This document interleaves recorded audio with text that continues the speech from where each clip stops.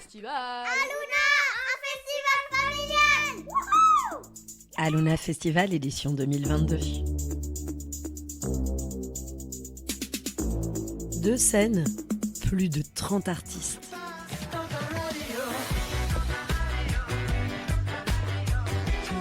Romain et Amandine sont en direct d'Aluna Festival pour Déclic Radio. J'étais où et quand pour le grand final, le feu de Bengale. Aluna Festival. Aluna Festival. Aluna Festival.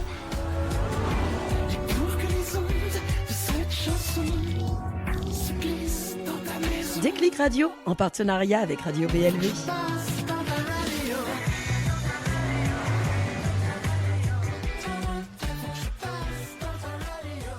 Toujours sur Déclic et toujours au festival d'Aluna. Et là, on a une chance assez extraordinaire parce que bon, il passe pas sur scène aujourd'hui, mais attention, il passe demain. Vous sentez ma voix qui tremble un petit peu parce que là, quand même, je veux dire, on a un monstre de la musique avec nous autour de la table et c'est plus qu'un plaisir. Bonjour Mathieu. Ça va bien ? Bien, et toi ? Est-ce que vous l'avez reconnu ? Non, vous ne l'avez pas en visu, alors le bonjour super ne vous dit pas grand-chose. Attention, nous avons autour de la table M. Oh. M. Ouais, Mathieu Chédid.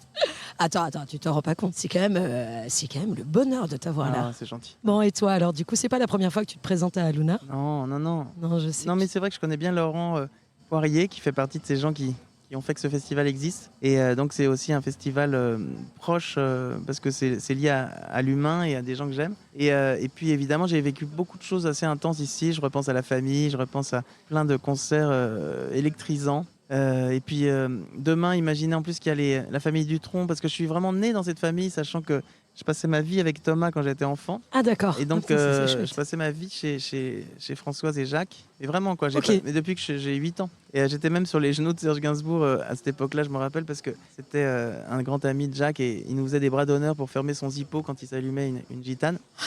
Donc c'était des moments étonnants. Donc Thomas, c'est vraiment un de mes grands amis d'enfance. Donc là, ça ramène encore plus de ce Ouais, côté c'est- familial. Partager la scène étoile avec un ami d'enfance, c'est plutôt pas mal, ouais. Ouais, exactement. Hein, d'accord, donc les genoux de Serge Gainsbourg, comme ça, simplement. Bah En non, toute surtout- simplicité, En quoi. toute simplicité, mais surtout avec une inconscience totale à l'époque. Je voyais juste un mec un peu marrant, mais je ne savais pas qui c'était plus que ça. Et j'avais pas du tout la conscience que Ouais, j'ai c'est pu ça. avoir par la suite. C'est ça, moi j'ai eu la chance d'être sur les genoux aussi un jour de Renault, tu vois. Ouais, Et moi non ouais, plus, c'est j'avais vrai. pas la conscience. C'est vrai, c'est David beau. McNeil, un ami en commun. Ah oui, Ah bah voilà, c'est le meilleur ami de mon papa. c'est génial. Et donc du coup, je me suis retrouvée sur les genoux et en fait, la photo étant grand dans la cuisine, mais moi, je devais avoir 8 ans et je t'avoue n'avoir rien compris non plus. La seule chose que je me souviens, c'est qu'il était trop tard. C'était après son concert et que la seule chose que je disais, c'était que je voulais rentrer. Si j'avais su maintenant, j'y serais restée sur ses genoux. Mais... Et tu sais que David McNeil, c'est très important parce que ça c'est lié à la famille Souchon, qui est l'autre famille de musiciens et de chanteurs que j'ai vraiment connu beaucoup, avec Pierre Souchon, le fils d'Alain. Mhm. Je passais ma vie chez lui aussi. C'était vraiment Thomas et Pierre, mes deux grands amis.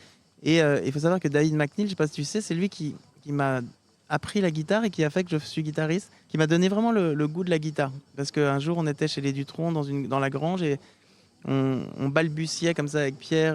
Il y avait Julien Voulzy, il y avait plein d'autres copains. Et je squattais une guitare d'Alain Souchon sur une seule corde, une SG comme ça, une Gibson. Et je faisais des riffs genre de Satisfaction, des Stones et des trucs comme ça.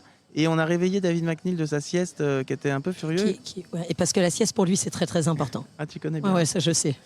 Et avec son âme slave, comme ça, il m'a dit, Mathieu, non mais arrête de faire du bruit, c'est pas ça la guitare, c'est des accords. Et il m'a appris les 4-5 premiers accords fondamentaux qui m'ont complètement explosé le cerveau, quoi. Et à partir de là, j'ai joué toute la nuit, je me rappellerai toujours de cette guitare. Et c'est devenu ma passion. Je suis rentré chez moi de ce week-end et j'ai demandé à ma mère de trouver un prof particulier de quartier.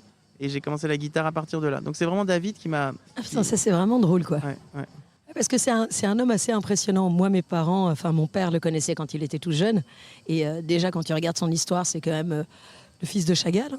Enfin, je veux dire, quand tu remets ça... Et en fait, Ouais. c'était assez drôle parce que quand ils étaient jeunes, il avait une maison à Uccle parce qu'il est d'origine belge. Hein. Moi aussi, d'ailleurs. Oui. Voilà, c'est comme ça. Et du coup, il avait sa maison qu'il laissait tout le temps ouvert et dans lequel il avait un Picasso, en fait. Oui, c'est Voilà. ça, c'est Et ça. c'était... Ah, ça, c'est sa vie, ouais. Ouais, c'est sa vie complètement. Il se faisait arrêter parce qu'à l'époque, il avait acheté, c'était pas une Rolls, mais il avait un truc. Ouais, un truc comme ça. Il s'était fait plaisir dès qu'il avait touché un peu d'argent. Et il était avec ses savates et généralement avec un bon coup dans le nez. Et plusieurs fois, il s'est fait arrêter parce qu'on pensait qu'il avait volé la voiture, tu vois, pour la petite anecdote. Ah oui, oui. Ce personnage c'est ça. un peu fou. Et d'ailleurs, c'est marrant parce qu'on a fait, donc des années plus tard, il y a sur l'album non pas le dernier que je viens de sortir, mais celui d'avant, L'être infini, une chanson qui s'appelle Une seule corde et qui raconte. J'ai demandé à David de m'écrire le texte, puisque c'est aussi un auteur de chansons magnifiques. Mais exactement, c'est un parolier surtout en fait. Ouais, qui avait fait donc Mélissa Métis d'Ibiza, etc. Exactement. Et d'autres chansons, notamment Je veux du cuir avec Souchon, qui est assez drôle, parce qu'il a réussi à faire une chanson hyper sexe pour Alain Souchon. Mais, et donc, je lui ai demandé de me faire cette chanson qui raconte l'histoire de cette seule corde que j'avais. Et comment, de cette petite corde, j'ai pu faire tout ce chemin, etc. Donc, il me l'a écrite, et elle est dans cet album, L'être infini. Ah ben tu vois, je ne savais pas, je pense que je vais l'écouter du coup avec 2 fois plus d'attention. Bon ben, je sais que ton temps est précieux, donc on va pas te garder longtemps. On te souhaite un beau show demain. On sait qu'il sera beau, en tout cas, nous on sera aux premières loges. Non, c'est vrai que on est très excités parce que c'est vraiment le démarrage de cette nouvelle formule festival. On était aux Nuits de Fourvière, qui est un lieu sublime aussi, un théâtre antique magnifique. On a fait 3 soirs là-bas et ça a été une façon de construire un peu cette nouvelle étape avec un spectacle encore plus intensifié, parce qu'on a quand même enlevé 1 heure de spectacle, sachant que dans les salles on fait 2h30 de concert. Ici on fera 1h30. Donc, mais c'est pas grave parce qu'en fait c'est moins, mais c'est plus condensé. Évidemment, c'est une boule d'énergie, donc c'est vrai que avec le public et puis le côté évidemment plus grandiose parce qu'il y a plus de monde. Là, on a joué plutôt dans les petites salles au départ. Mais c'est vrai que ça fait une explosion. L'énergie est très très très puissante. Donc là, on sort déjà de 3 concerts assez puissants. Donc ça va continuer à. Bon, mais c'est cool, et puis surtout tu sors de 2 ans Covid comme tous les artistes. Oui, c'est ça. Et donc là, c'est encore plus l'explosion, quoi. Oui, c'est sûr que ça nous fait prendre conscience de cette chance de pouvoir faire des concerts et de savoir que c'est pas un acquis. Faut que chaque moment est à déguster, à savourer, quoi. C'est ça, et à vivre à fond. Mais d'ailleurs, juste une question, et puis on te laisse. C'est d'ailleurs quand tu dois passer un spectacle comme ça et qu'effectivement, tu as une condition qui est le temps, comment tu fais pour faire des choix? Les choix, ils sont effectivement... Ça doit être compliqué, quoi. Ouais, il faut penser déjà à son instinct personnel et en même temps aux gens. Ce que le public veut entendre. Et bizarrement, je pense aux enfants tout le temps. Parce que je pense que c'est très important d'avoir tous les points de vue dans une chanson, dans un spectacle. Et je me dis toujours, il faut qu'un enfant puisse connecter et pas se sentir extérieur. Et donc même s'il peut y avoir des doubles lectures, des choses plus subtiles, plus symboliques, il faut toujours qu'un enfant puisse comprendre le spectacle du début jusqu'à la fin. Bah parfait. Romain, t'as un truc à... J'adore parce que Romain est avec nous, hein, ça ne s'entend pas, mais Romain boit chaque parole de Mathieu mais Chédid. tout à fait. Non, vous êtes vraiment un grand artiste. Ouais, il y a une chanson que j'adore, mais c'est une chanson qui date d'une dizaine d'années, c'est Qui de nous deux. J'adore. J'adore cette chanson et non, vraiment, vous êtes un immense artiste et c'est là où on voit toute la simplicité que vous avez et en même temps. Et même, c'est même pas qu'en même temps, mais vous avez vraiment une qualité, je trouve, en tant que chanteur. Oui, c'est ça, c'est-à-dire. Quelle est la chanson que vous avez donc écrite et qui vous ressemble le plus? En fait, tu sais, c'est ça qui est intéressant avec les chansons, c'est que c'est des états, c'est des humeurs. C'est un peu comme, je reprends toujours cette phrase, ou cette pensée d'Edgar Morin, ce grand philosophe qui a aujourd'hui 100 ans, qui est un mec extraordinaire et qui dit tout le temps, n'oublions pas, parce que c'est vrai qu'on se fige dans des âges, dans des choses, on se fige. Parce que c'est rassurant de se figer aussi. Ouais. Ou alors, par exemple, quand on a 40 ans, on se dit j'ai 40 ans. Mais en fait, Edgar Morin dit n'oublions jamais qu'on a tous les âges en nous. Ça dépend des moments de la journée, des humeurs. Je crois un peu ça d'une chanson. C'est-à-dire qu'on a toutes les chansons. J'ai toutes les chansons en moi.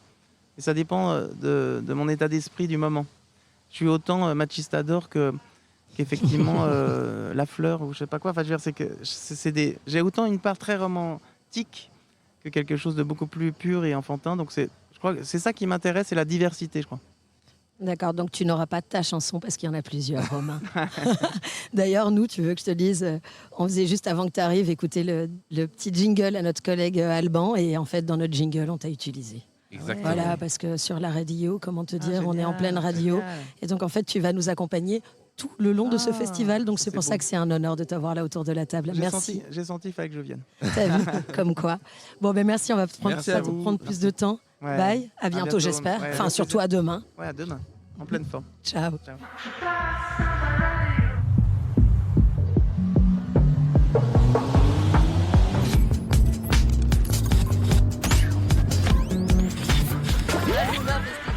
Aluna Festival. Aluna Festival. Aluna, un festival familial. Wouhou! Aluna Festival édition 2022. 2 scènes, plus de 30 artistes.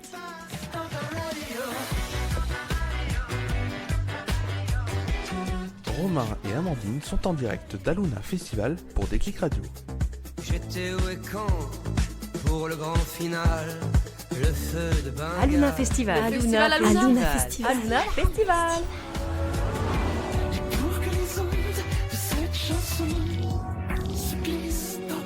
Déclic Radio en partenariat avec Radio BLV.